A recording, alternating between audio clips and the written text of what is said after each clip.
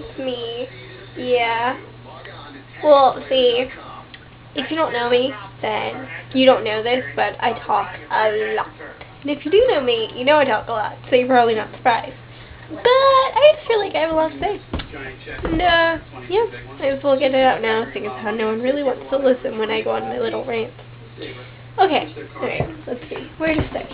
My brother. I have a brother. His name's Kevin. Secondly, my stepbrother, but we won't go into that. That's for another time. My brother Kevin and I used to be like best friends, and if you creep through the rest of my videos, you'll see tons of videos of me and him. He was the big chubby guy. Yeah, I miss that fat kid. He's not fat anymore. But Kevin joined the army, and he went to boot camp. And I got really depressed when he was gone. I did a bunch of kind of depressing stuff, and I almost OD'd on my doll one night. That's not a good idea. And Kevin came home for Christmas, and I made it my goal to stay away from any bad drugs or any alcohol, anything like that for the year. And I upheld that resolution, and I'm very proud of myself for that, 'cause it's not an easy thing for a teenager to do. But, you know, he went back to boot camp, and then he didn't get to come home after he graduated. He was stationed to Fort Bragg, North Carolina, and it was about a month before he could come home. And then when he came home, he was just so different. He wasn't himself. And whenever we would talk, it always seemed like he was hiding something. And every time I even got within like a foot of his cell phone, it was like, oh my god, don't touch that.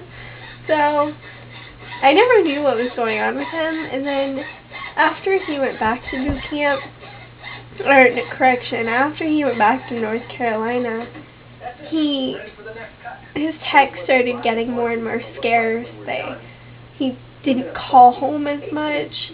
I got sick. I don't know what to call it, but I got sick, and I didn't even have the strength to move out of bed because I am a recovering anorexic, and I didn't have the strength to get out of bed. I couldn't move. There was something wrong with me. And I told Kevin that. I told Kevin that I was scared to death that if I did recover, that I wouldn't be able to have children because my body's so fucked up from years of abuse. And what did he have to say to it? Oh, ha ha ha, that's cool. It wasn't him. And now he's married to someone who he knew for a month, who was 3 weeks pregnant with his child, and then she had a miscarriage after they got married, and I haven't spoken to him in a while. And the last time I did speak to him, he made a comment, and he was like, you know what, I understand you hate me. And I was like, Kevin, I couldn't hate someone who was once my entire world, who my entire world revolved around. And he started crying, I started crying. It's hard because he doesn't understand that I do miss him. He's my big brother. I'm always going to miss him, and I'm always going to want that part of my life back. And it really hurts that he doesn't want to be in my life anymore. But that's his choice. It's not mine. It's his. I wish that he would have thought more about what he did before he did it. He made a lot of mistakes. And I blame myself because I got into a relationship that he wasn't necessarily approving of. But at the same time, I'm a big girl. I'm old enough to make my own damn decisions. And you know what? He is not the one who has to pay for what happens in the long run. I am. So I don't think it's fair of people in general to tell you how to live your life, to tell you what mistakes to make and what not to make.